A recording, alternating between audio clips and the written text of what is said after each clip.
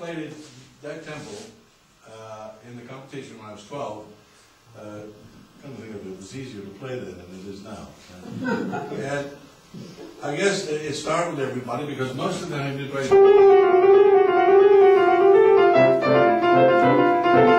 which is what I mostly do now when I'm playing. I like to, you know, as you slow down, you hear more things than you ever believed you'd hear. But I played at that tempo, and that's when I got the gold medal and so forth. And I realized then that that there was no getting out of doing what I was doing, even if I stayed out till 3 o'clock in the morning with my friend Larry. So it was on to bigger and better pieces. After that, I went into some concerto work and so forth, and then I got into the larger pieces. Now, I've been talking to you about some of the things which I feel pieces that are related to my life. And there's one piece I put off quite a bit. I mean, I played the and I played the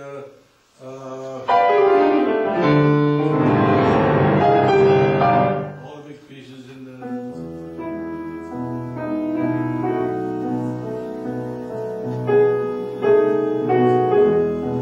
You know,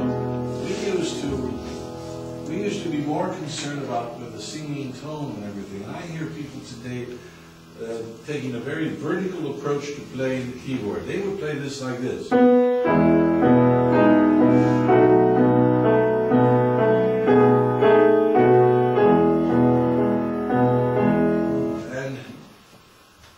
I was taught to make it sing like this.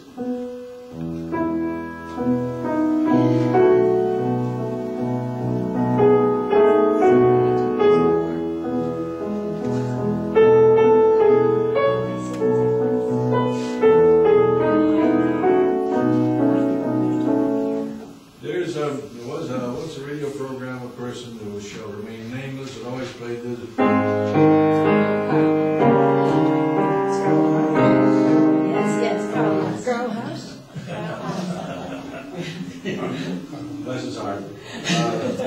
Yeah, hello everyone. And I would critique this because I the same principle applies in bringing out the melody. Listen to this.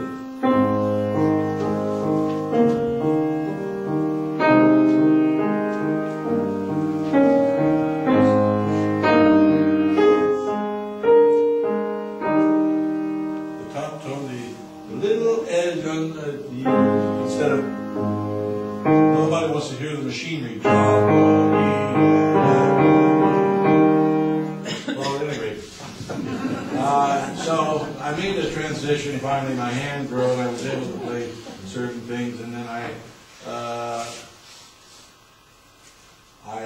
put off learning a piece I thought was, because it was very popular, everybody played it. I wanted to play the G minor with a lot of Chopin.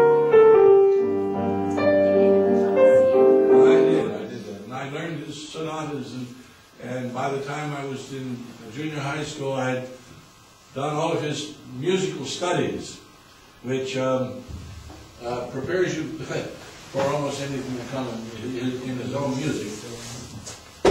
His studies, which he called etudes, it's amazing that he had the whole first set of his etudes and a sonata all when he first went to Paris, and he was only like in his 20s, you know.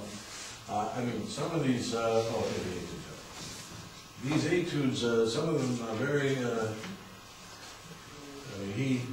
a musical study. This is, you might say, this is one of the pianist Bibles, not all, but this is like, this is the book of studies that if you want to be a pianist, all right, you've got to learn these. And my teacher started me very young, and they're like exercises for the hand, stretching in, out, up and down, and every way you can imagine. You can't overdo it. If you overdo it, you know, you could end up like this. But he begins with the first one here. I'll just show you how the scope of the key. But this was something new because Chopin began to play not only just as the other composers did along the scale, like he began to go in between what we call chromatic. You know, well, anyway.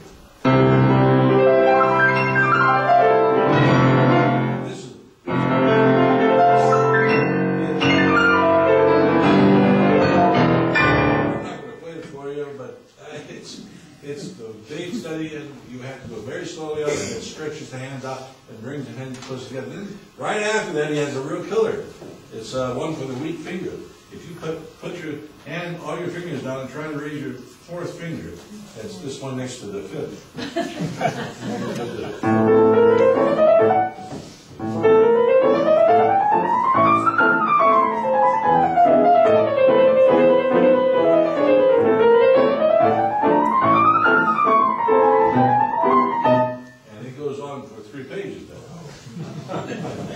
Then, of course, he said, "Oh, this beautiful one."